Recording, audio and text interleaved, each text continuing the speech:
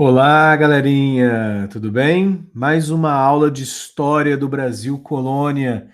Na verdade, se a gente for olhar direitinho, é a última aula, né? Porque a próxima aula a gente já não está mais em Brasil colônia, já está no primeiro reinado, né? Mas vamos lá.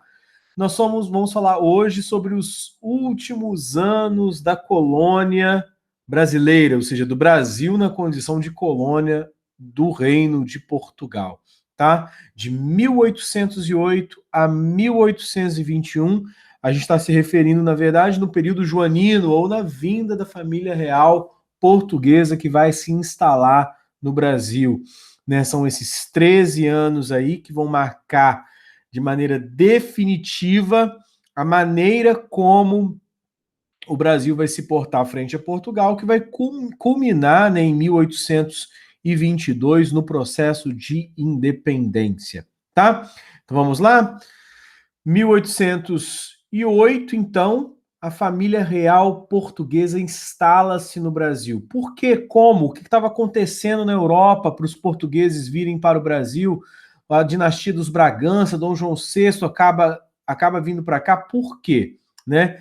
A gente vive um momento muito conturbado na história europeia. Napoleão, né, coloca o bloqueio continental ou impede que os países do continente europeu comercializem ou tenham qualquer relação com a Inglaterra, porque era o objetivo de Napoleão dominar os ingleses, conquistar a Inglaterra, né?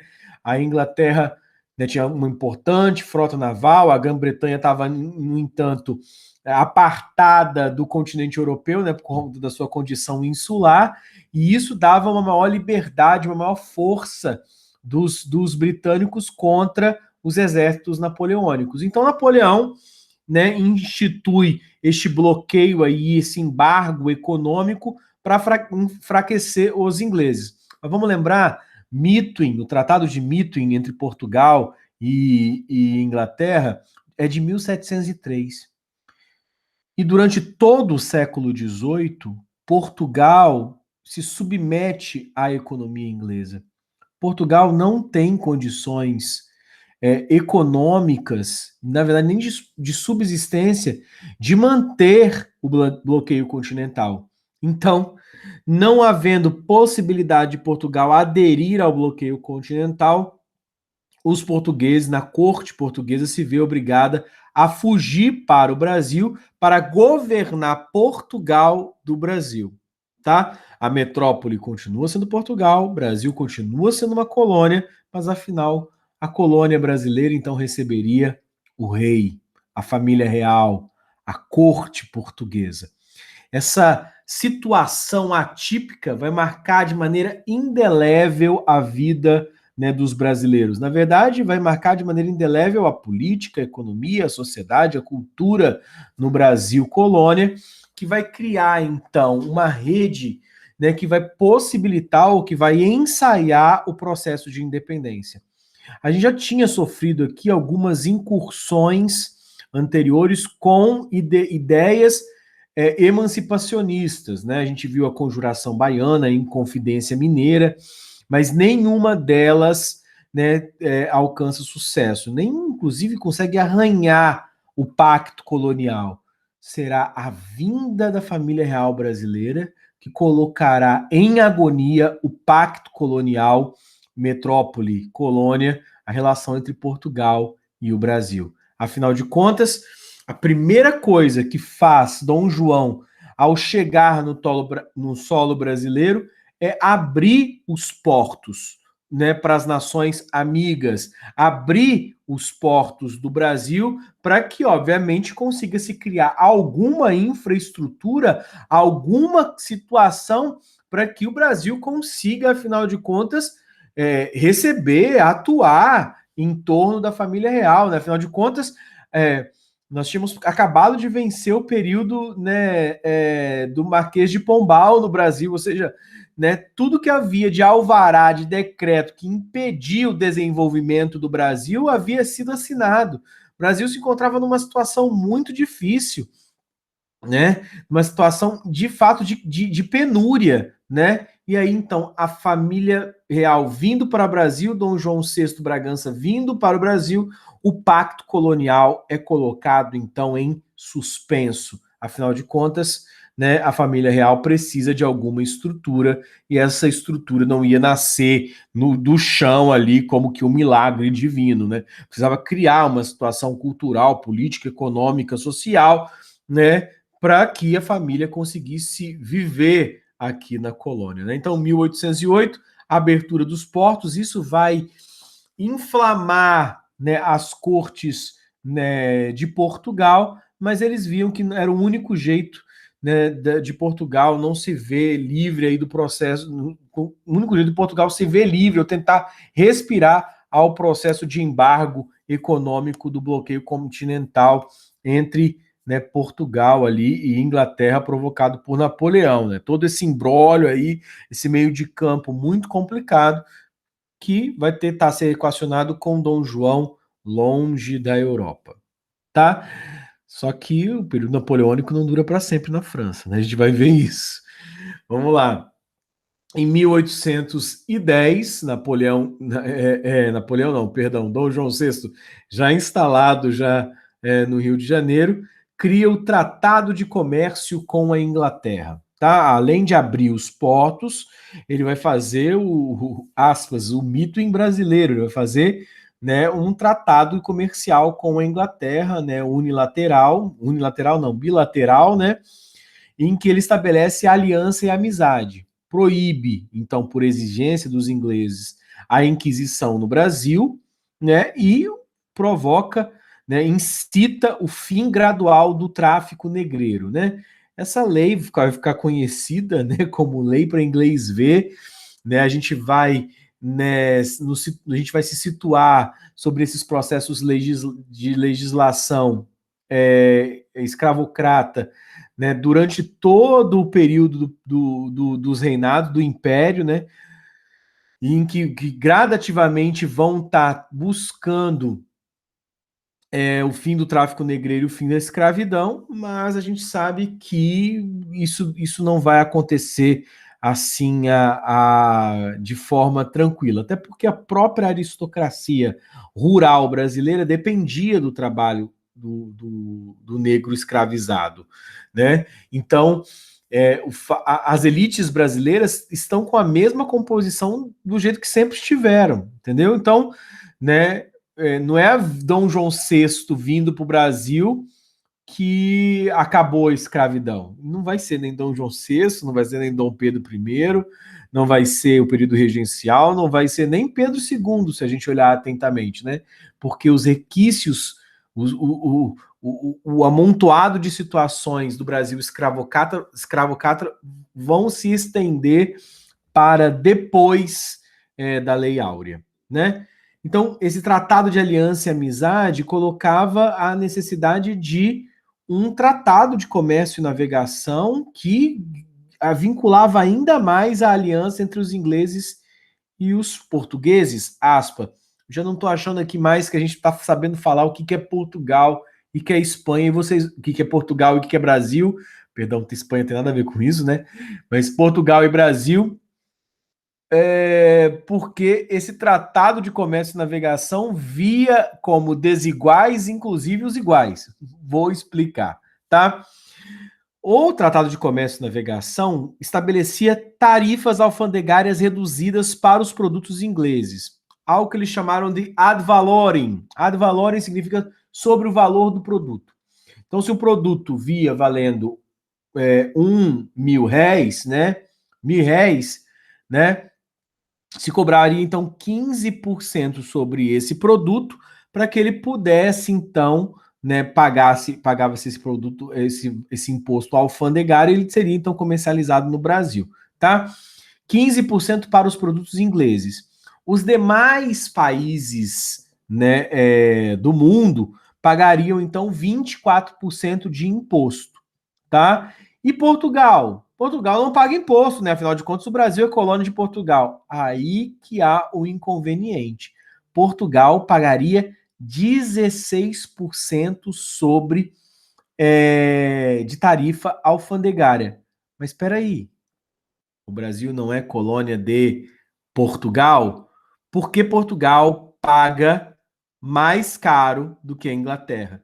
Então a gente começa a pensar aí, afinal de contas, o Brasil se coloca a questão: o Brasil, no papel e com a família real portuguesa aqui, é uma colônia de Portugal, mas tem mais cara de ser colônia inglesa, não é?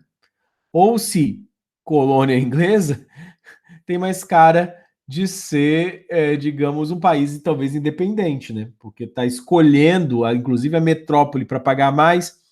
Em 1816, ou seja, somente 6 anos depois, há uma equiparação no ad valorem, ou seja, nas tarifas alfandegárias entre Portugal e Inglaterra, que passam a pagar, então, o mesmo valor. E, óbvio, se estabelece um porto livre também, de tarifas alfandegárias para os ingleses, que é o Porto de Santa Catarina, né? A gente está falando ali na região do Desterro, tá? Realizações de Dom João, então, aqui no Brasil. Primeiro, vamos falar aqui, a abertura de portos das Nações Amigas e o Tratado de Comércio com a Inglaterra já colocam que o Brasil já está com o seu nascedouro praticamente endividado. Há um reconhecimento, há uma necessidade dos produtos ingleses, mas dentre as realizações de Dom João VI, costuma-se colocar só coisas muito bacanas, né? O Banco do Brasil, a imprensa régia, a Academia Militar, mas a gente está falando também do processo de endividamento da nação brasileira frente à Inglaterra. E isso só vai se complicar com os anos, tá? Dom João VI também permite para a produção de manufaturas a revogação do alvará de sua mãe, Dona Maria I, de 1763, possibilitando então que o Brasil produza, tenha manufaturas, né, construa oficinas manufatureiras, né, fábricas, né, indústria.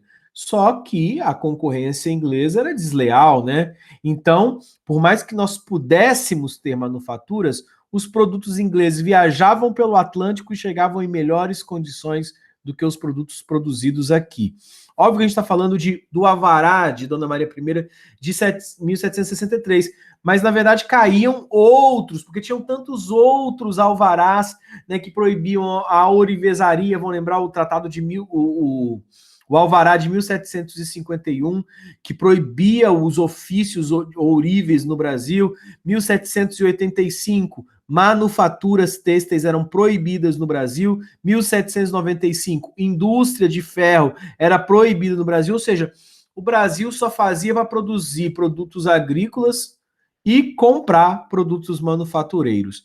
Eu acho que a gente consegue fazer uma relação com isso na história do Brasil de hoje, não é? Óbvio que não é mais cana-de-açúcar, nem cacau, nem látex, nem outras drogas do sertão, não é mais pau-brasil, como era no Brasil primitivo, não é mais ouro, mas a gente continua produzindo implantation, manufaturas não, produtos agrários, que a gente chama hoje de agroindústria, né? Que indicam, mostram para nós que nós sempre estivemos ligados a essa de comprar produtos com valor agregado de outros países e vender matéria-prima e produtos primários e produtos agrícolas, né? Mas enfim, isso aí fica para uma reflexão, mas fato é que Dom João VI precisava incentivar um crescimento econômico no Brasil. Então, revogar os alvarás, revogar os decretos de Dona Maria I, né, e do Marquês de Pombal, apontavam para o Brasil a necessidade do crescimento que não era possível anterior a esse momento, tá? Então o Brasil começa, mesmo que de maneira muito engatinhante, de maneira muito lenta, a construir-se enquanto uma nação que vai tentar gritar como independente, né? Mas enfim, Dom João VI começa a criar, então, infraestrutura, instituições burocráticas no Brasil, econômicas no Brasil, que vão ser necessárias para a burocracia do funcionalismo público. Afinal de contas, estamos falando de uma corte. A corte tem que tomar decisões. As decisões desse rei têm que ser publicadas, né? Há que sustentar essa corte aqui, então tem que ter vida cultural. Então, tudo isso, né? Primeiro, e se Napoleão vir para o Brasil? vamos criar uma academia militar, né? Então a gente está falando não apenas de academia militar enquanto formação humana, preparação dos soldados, dos cadetes, do exército brasileiro, né? A gente está falando também de todo um empreendimento no que pólvora, bala de canhão. A gente precisou se criar uma indústria armamentícia no Brasil. Inclusive, se a gente visita ali no Rio de Janeiro, né, o Jardim Botânico, a gente vê ali dentro do próprio Jardim Botânico a fábrica de pólvoras, né, algumas instituições do período joanino, né, que sinalizavam essa necessidade militar, tá? Banco do Brasil é criar, tem que ter um banco, né? Afinal de contas, né? E então Dom João VI funda o Banco do Brasil, que é uma das instituições bancárias mais importantes do país até os dias de hoje, né?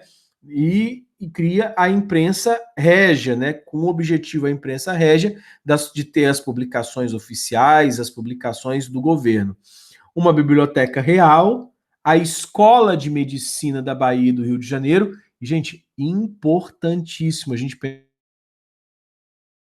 pensar em universidade. Lembra que foi um dos pedidos da Inconfidência Mineira? Agora, afinal de contas, a gente precisava de ter médicos aqui, né? Porque não tinha gente antes, né? Óbvio que é ignóbil essa fala, né? É a perspectiva mesmo de que o Brasil precisaria se defender. E, obviamente, se proteger. Obviamente, ter um sentimento de nação, né? Então, vão começar a ter novas instituições de ensino no Brasil com vistas a essa produção, né, profissional, para além do caráter simbólico que representa uma escola de medicina, obviamente, ou de engenharia, que seja, né, ter um circuito universitário do Brasil implica, obviamente, numa nova perspectiva de nação, tá? O Real Teatro de São João, né, o Jardim Botânico no Rio de Janeiro, e até que em 1815 o Brasil é elevado à categoria de Reino Unido a Portugal e Algarves. Então, Reino Unido, né, do Brasil, Portugal e Algarves, então estava o quê? A gente tinha nossa própria Grã-Bretanha, digamos assim, né? Afinal de contas, havia necessidade de legitimar a corte no Brasil. E isso é possível pelo desdobramento que vai chegar ao Congresso de Viena, né? A gente percebe, né, então, que com a queda de Napoleão havia a necessidade de se compreender o Brasil por uma nova categoria também. E em 15 o Brasil é elevado à categoria de Reino Unido. Este aqui é o ponto de viragem do entendimento do que vai ocasionar a Revolução Liberal do Porto, tá? Porque, obviamente, se já não existia mais Napoleão, já tinha feito o Congresso de Viena, mesmo que elevado a Reino Unido, Dom João VI tinha que voltar para a Europa, não era isso? 1816, pelo contrário, ao invés de voltar para a Europa, Dom João contrata uma missão artística francesa no Rio de Janeiro, com vários artistas, entre eles o pintor, o famoso pintor Jean-Baptiste Debré, né? Parte da memória gráfica da história do Brasil, né, do início do século XIX, passou pelas mãos de franceses, dentre eles Debré, tá? Então, Dom João VI não mostrava então que tinha interesse no retorno para Portugal.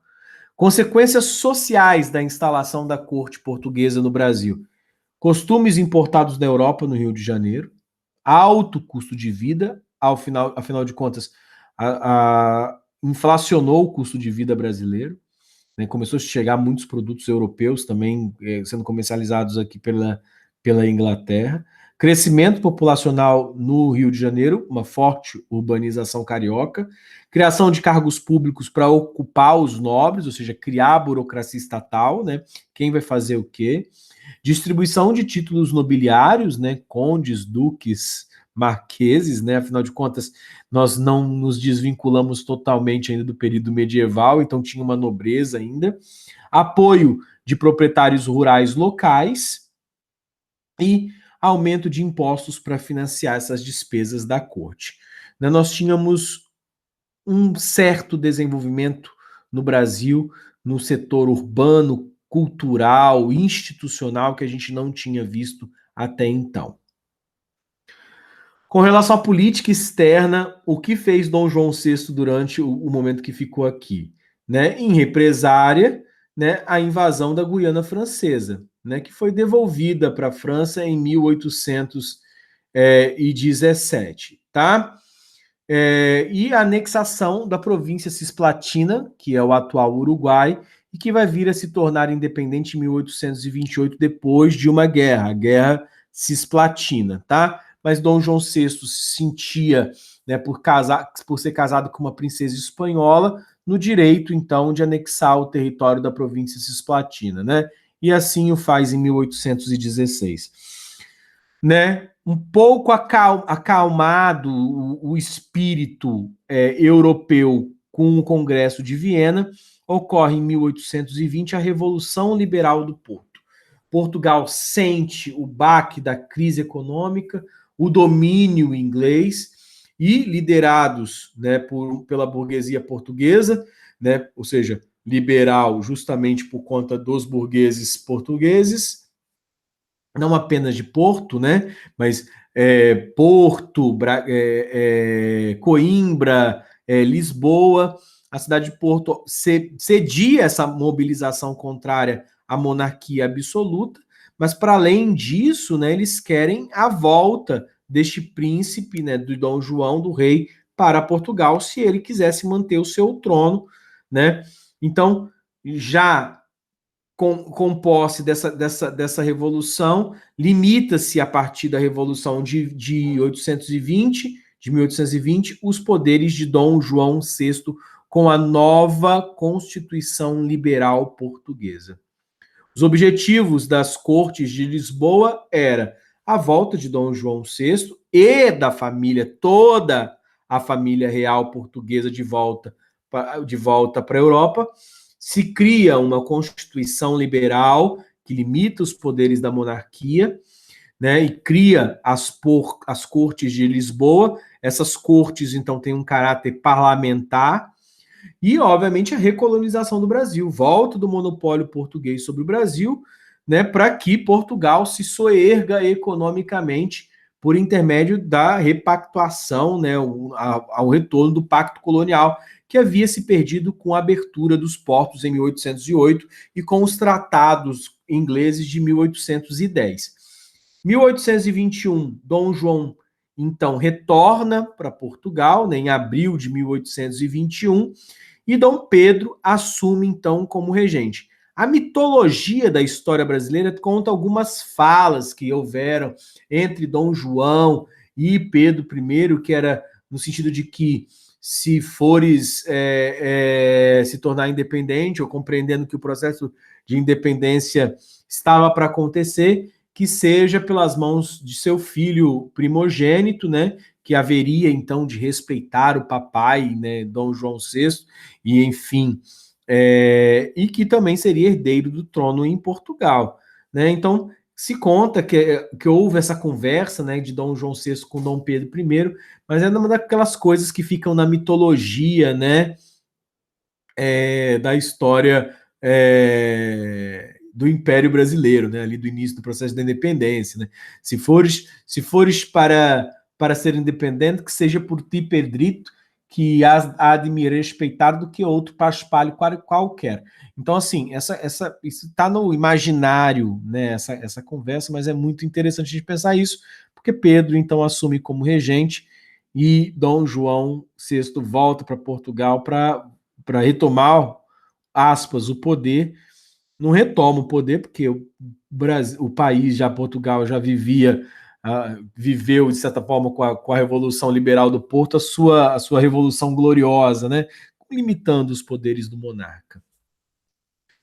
Partimos, então, com Dom João VI em Portugal para o processo de independência, né? As cortes portuguesas, ou seja, o parlamento, tentam recolonizar o Brasil, né, acabar com a liberdade que a vinda de Dom João VI tinha provocado no povo brasileiro, e começa a exigir a volta, inclusive, de Pedro para Portugal.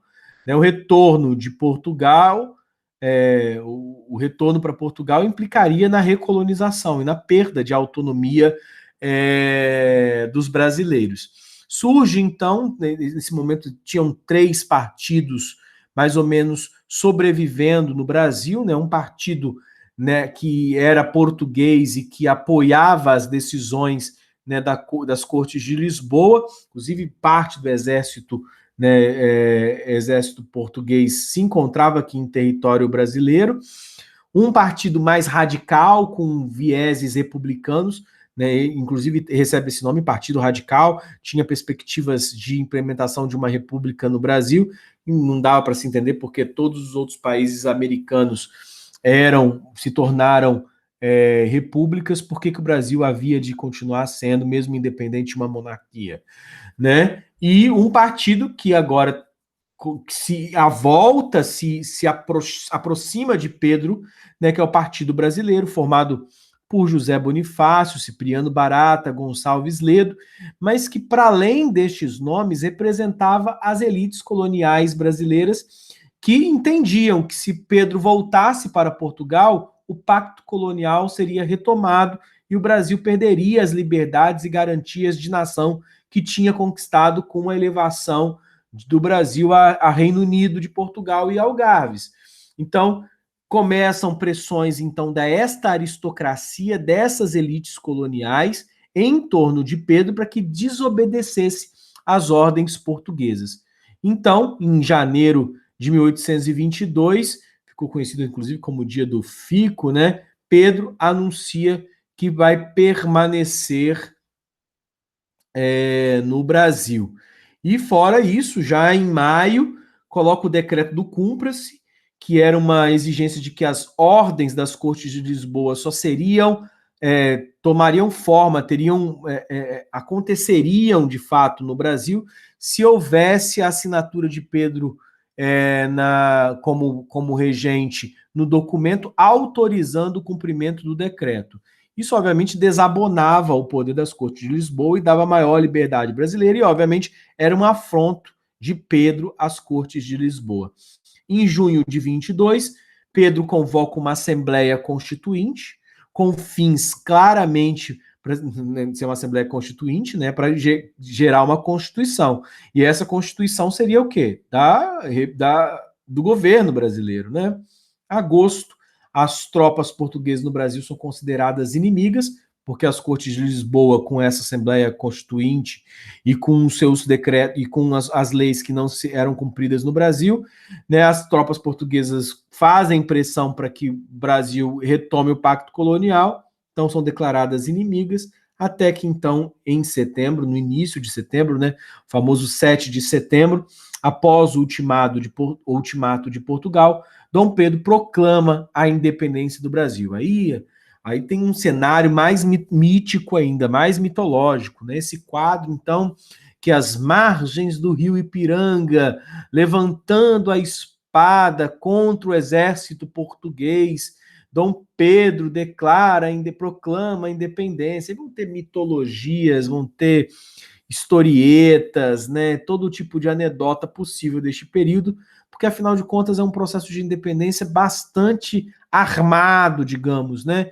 É uma independência sem revolução, uma independência sem guerra, uma independência que contrariava, na verdade, só os interesses das cortes de Lisboa, mas o próprio monarca português entendia o processo, autorizava e assinava embaixo desse processo de independência, tá? Em dezembro de 1822, Dom Pedro, então, é coroado Dom Pedro I, porque teve uma fase de reconhecimento, obviamente, acima de tudo, com os ingleses, com o apoio da Inglaterra, fazendo essa pressão na Europa. Então, Dom Pedro é coroado o primeiro rei do Brasil, tá? Obviamente que esse processo de independência tem milhões de aspas, é algo que a gente já, na história do Brasil, já analisa já com bastante lucidez de que o Brasil se tornava independente, mas continuava sendo uma monarquia. Se tornava independente, mas era dependente econômico em relação à Inglaterra. Porque a estrutura do Brasil se mantém praticamente a mesma. Porque as estruturas, então, sociais e econômicas, né, latifúndio, agroexportador, monocultura e escravista se mantém. O que a gente tem? A mesma plantation de 1531, ou de 34, se você preferir calcular pelo surgimento das capitanias hereditárias, mas latifúndio, agroexportador, monocultura e escravista. Comecei minhas aulas de história do Brasil colocando para vocês memorizarem isso, né? Latifúndio, agroexportador, monocultura, escravista. Essa estrutura se mantém na história do Brasil. Se mantém até os dias de hoje. Se a gente mudar aqui, fazer algumas ressalvas aqui simbólicas, obviamente que a gente não tem mais uma mão de obra escrava, mas a gente tem latifúndio, agroexportador de monoculturas desde então, né? Sem participação popular no processo de independência, né? O povo tem a fala, né, que o povo viu alienado, né, viu consternado, assistiu o processo de independência. Mas seria o mesmo que falar da Revolução Republicana, né, da República no Brasil. Não houveram participação na independência da República do povo, né, da incitação popular para isso, né? São alianças, né, entre as elites decidindo o que vai ser feito no país. Então a gente tem uma aliança circunstancial de interesses de Dom Pedro I e das elites brasileiras para manter os seus privilégios e que, obviamente, vai dar, então, suporte e condição para este primeiro reinado, né? Então a gente tem um país que se torna independente sem o seu povo, dependente financeiramente da Inglaterra e tendo como rei o príncipe português. Ou seja, independência e um grande ponto de interrogação. Gente, a gente se vê então na nossa próxima aula, quando falaremos sobre o primeiro reinado, né, o início da monarquia no Brasil, tá? Um grande abraço e a gente se vê na próxima aula. Tchau, tchau.